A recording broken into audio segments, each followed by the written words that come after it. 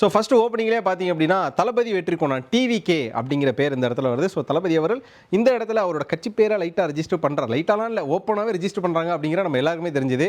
அப்படியே 20வது செகண்டுக்கு போனோம் அப்படின்னு வச்சுக்கோங்களேன். இந்த கில்லி படத்தில் நம்ம தளபதி விஜய் அவர்கள் இப்படி ஒன்று பண்ணுவார் தெரியுமா, அந்த விரலோட அந்த ஸ்னாப் இருக்குல்ல, ஸோ அந்த ஒரு விஷயத்தை, அந்த மேனரிசத்தை கீப் பண்ணுவார். அப்படியே 21வது செகண்டில் பார்த்தீங்கன்னா ஜெயில் ஃபைட், ஒரு அக்யூஸ்டாக ஒரு குற்றவாளி யூனிஃபார்மில் போட்டுட்டு சண்டை போடுற மாதிரியான ஒரு காட்சி. அப்படியே 24வது செகண்ட் வந்தோம்னா இதான் மிக முக்கியமான ஒன்று. எப்படி தளபதி வெற்றி கொண்டான் டிவிக்கே நாங்கள் ரெஜிஸ்டர் பண்ணாரோ, 24வது செகண்டில் 2 எலிஃபென்ட் இந்த பக்கம் காலை தூக்கிட்டு தாவ, நடுவில் அண்ணன் வந்து தீப்பந்தத்தை காட்டிட்டு வருவாப்புல, டிவிகே ஃபிளாக் 2 பக்கம் நெருப்பு, அதாவது காலை தூக்கிட்டு யானை இருக்குல்ல, ஸோ அந்த டிவிகே ஃபிளாகை இந்த இடத்துல மறுபடியும் ரிசம்பலன்ஸ் பண்ணுறாங்க.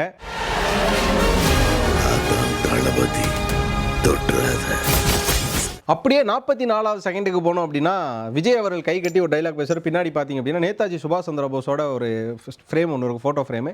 ஸோ அது ஏன் அப்படின்னு பார்த்தீங்கன்னா நேதாஜி சுபாஷ் சந்திர போஸ் வந்து ஒரு முன்னாள் ராணுவ அதிகாரி அப்படிங்கிற நம்ம எல்லாருக்குமே எதிரி. அப்படின்ற பட்சத்தில் தன்னோட பொண்ணையும் ஒரு ராணுவத்துக்கு அனுப்பணும்னு ஆசைப்படுறவர், அதை இன்ஸ்பிரேஷனாக எடுத்து ஒருவேளை தன்னோட பொண்ணுக்காக இன்ஸ்பிரேஷனாக வச்ச அந்த ஒரு விஷயம் அப்படின்னு கூட நம்ம எடுத்துக்கலாம். இந்த வருஷமாவது ஆர்மி அப்ளிகேஷனில் ஒழுங்காக கையெழுத்து போடுங்க. அப்படியே ஒரு நிமிஷம் கடந்து 1 நிமிஷம் 8வது செகண்ட் பார்த்தோம் அப்படின்னா இந்த படத்தோட பவர்ஃபுல் வில்லனான பாபி டியோலோட என்ட்ரி தான். ஒரு பக்கம் ஆஃப்ரிக்கன் சோல்ஜர்ஸ், சொல்லப்போனால் ஆஃப்ரிக்கன் சோல்ஜர்ஸை ஒரு பக்கம் அடித்து துவச்சி எல்லாரையும் கொண்டு போட்டுட்டு கையில் காலையெல்லாம் சங்கிலி பூட்டப்பட்ட ஒரு அக்யூஸ்டாக அவர் வர்றதை ஒரு பேக் ஷாட்டில் காட்டுறாங்க. ஆப்போசிட்டில் பார்த்தீங்கன்னா அந்த ஆஃப்ரிக்கன் கண்ட்ரியில் இருக்கக்கூடிய அந்த மக்கள் வந்து போராடுறாங்க. அதாவது கொஞ்சம் விட்டிங்கன்னா நானே வந்து அடிச்சு கொண்டேன், அந்த அளவு வந்து சேட்டை பண்ணியிருக்கான் அப்படின்ற மாதிரியான ஒரு பவர்ஃபுல்லான வில்லனை காட்டுறாங்க. அதுக்கப்புறமா வந்து பாபி டியோலோட ஃப்ரெண்ட் அப்பியரன்ஸ் காமிக்கிறாங்க. ஒரு பிளாக் கலர் டிஷர்ட் போட்டு தலைவன் வந்து பயங்கரமாக ஒரு கட்டிங்லாம் போட்டு பாக்ஸ் கட்டிங் போட்டு அப்படி ஃபிசிக்கை முறுக்கேற்றிட்டு போட்டு பார்த்துக்கோமா அப்படிங்கிற மாதிரி ஒரு பக்கம் நம்ம பாபி டியோல் நிற்கிறார். ஸோ பாபி டியோல இன்ட்ரோங்கிறது பயங்கரமாக இருந்தது. இன்னிலிருந்து 30வது நாள் இந்தியா என் காலடியில் வந்து விழும்.